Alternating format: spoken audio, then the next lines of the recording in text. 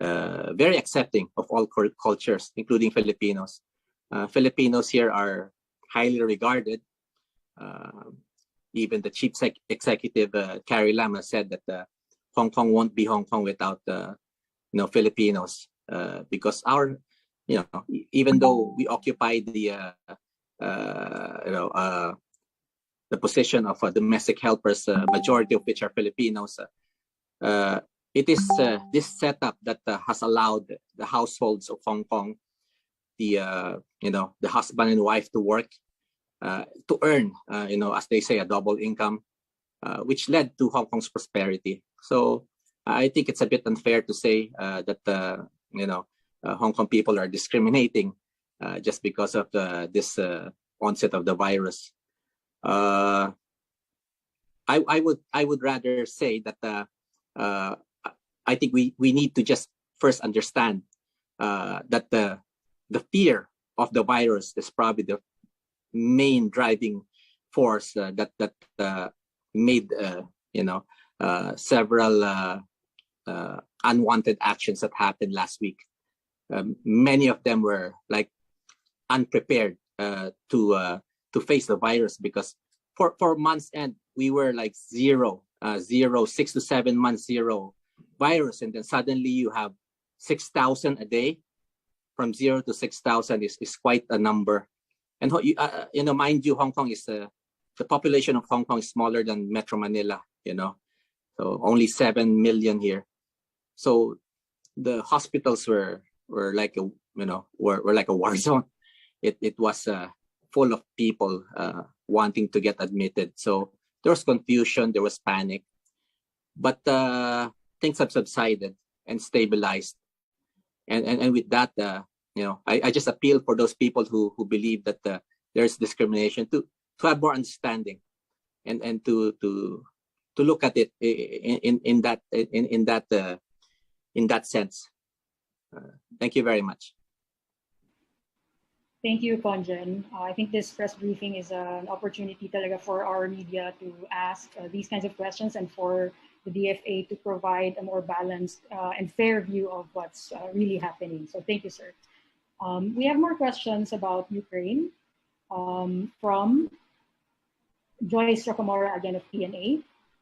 Thank you, Yusek Sarah, for the response earlier. And may I ask, ma'am, what scenario would necessitate the raising of alert level in Ukraine? So reports said Russian strikes are targeting major Ukraine cities right now. Can we expect an update within the day? And are evacuation efforts in Ukraine via land travel tama ba? Thank you. And another one, sorry. Go ahead. Another one. Also on Ukraine po. Ano po ang natanggap ninyong info about the latest situation on the ground, kung saan ang ating Philippine consulate as well as majority of our kababayan? How many Filipinos are in Ukraine? How does the Philippine government prepare for the worst case scenario with regards to the safety of our kababayan? Thank you. Well, thank you for these questions. First and foremost, the alert levels can be only raised by the Secretary. And we don't know if it's going to be raised or when it will be raised, but I'm sure Secretary Locsin will assess the situation on the ground, and he will make a decision whether to raise the alert levels. As to what we're receiving, we need to confirm everything that we're seeing on television. We are closely monitoring for the last 2 weeks what's happening on the ground, but we have accounted for 181 kababayans. Most of them are in Kiev. Our embassy people from Warsaw have been in Lviv since last week, and we will maintain our presence there until the circumstances allow. As to the evacuation efforts, we will use all means. If flying is still possible, we will fly them out of Ukraine and back to the Philippines. If not, then we will use land, or we can, anything else that's possible. We have been prepared for this. In fact, we've been meeting with not only with our embassy in Warsaw, but we've also been meeting with our embassies in Moscow and in Budapest. And we're also going to meet with our embassies in Europe to ensure that we will be able to assist our kababayans who are in Ukraine. So DFA is on top of the situation, and we assure you we will do everything, whatever it takes, to protect our nationals who are in Ukraine. Thank you, Yusek. Thank you. The latter question was from UNTV Rosalie Pons. So we don't have more questions so far.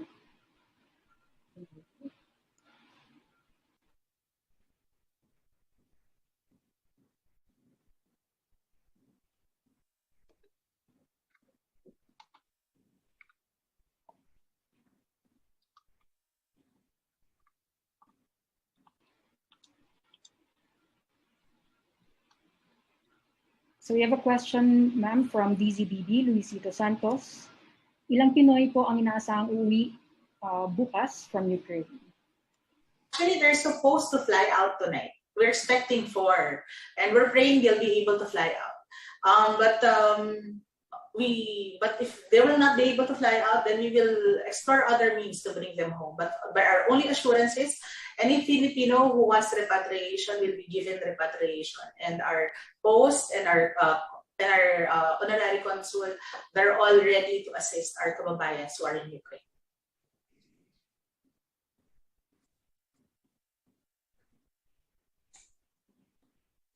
Thank you very much, ma'am.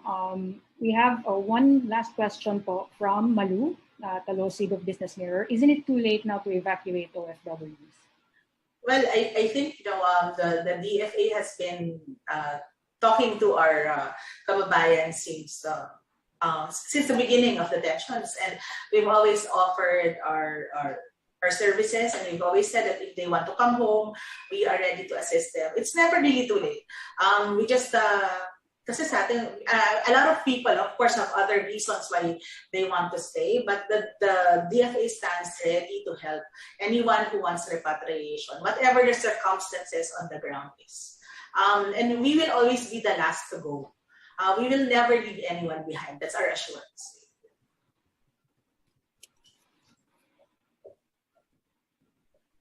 Thank you, ma'am. So we still have some questions. And also in Ukraine, do we have an idea of the sentiment and how Filipinos there are doing right now?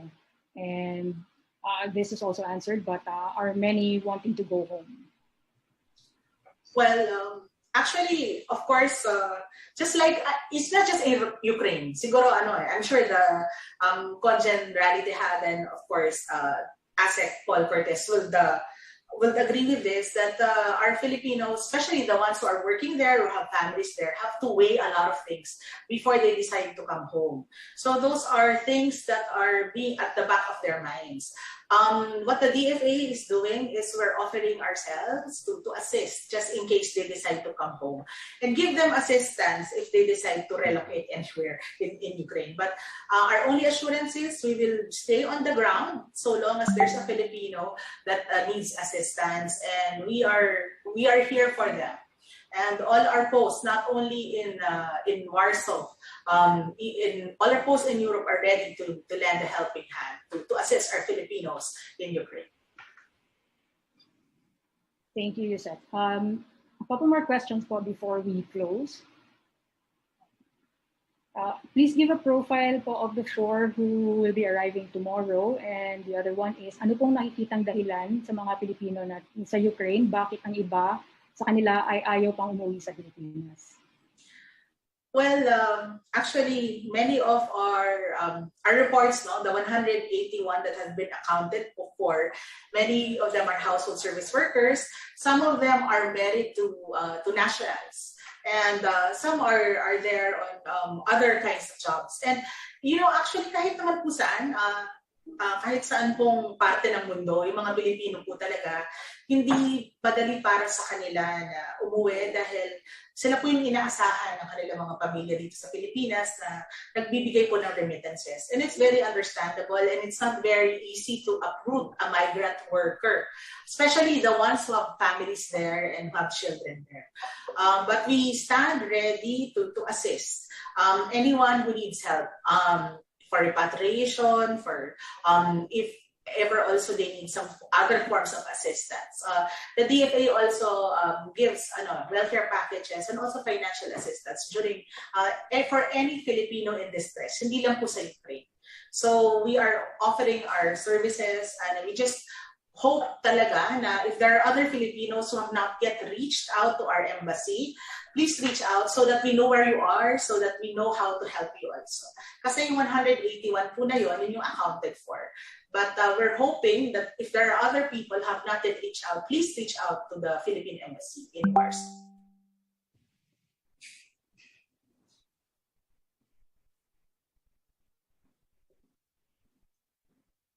Thank you, ma'am. Question from JP Soriano of GMA. If necessary, will the Philippine government repatriate Ukrainian spouses of Filipinos? Actually, under our IATF, no, spouses are allowed to come in subject to certain limitations or certain requirements. So it's okay. Usually, pinapayagan natin yan. Pero it depends on our regulations. I think ASEC Paul can shed light on this because he is sitting in the one-stop shop of our repatriation process. Yes, tama Yusek.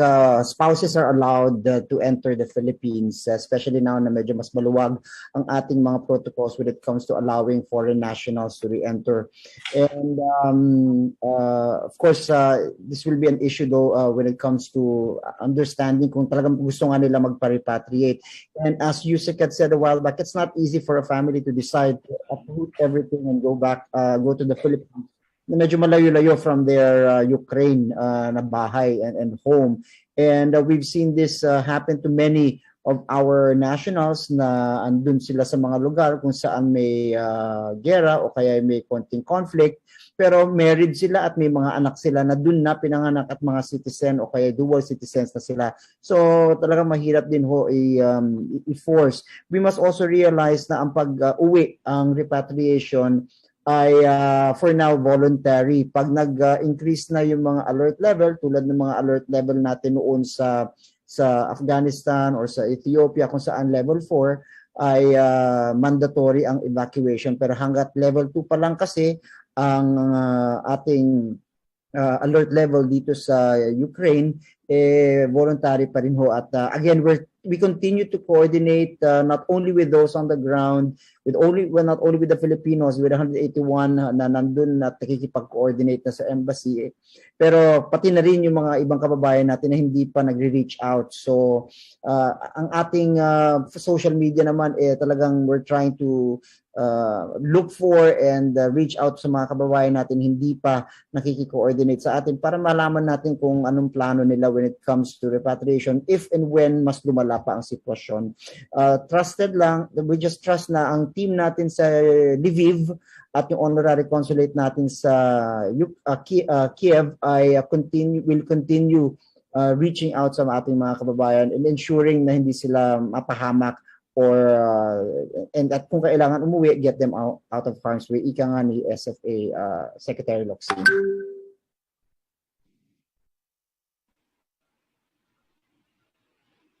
Thank you, Asset Paul. And that concludes our briefing for this afternoon. Big thanks to Yusek Ariola for making this happen, as well as Conjen Rally Tejada and Asset Paul, so that this has been an opportunity to inform not just our journalists, but of course for everyone watching on Facebook for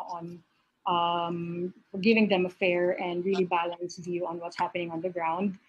And we are very grateful as well to all the DFA press corps members who have joined us this afternoon. As always, all the questions that you have, if you have follow-up questions, pwede pong isend sa OPCD at sa DFA Press Corps group chat. And the UMBO team is also very, very responsive regarding your queries. The statement about the situation and the video will be released after this. Thank you. Thank you. Salamat. Thank you. Stay safe. Research.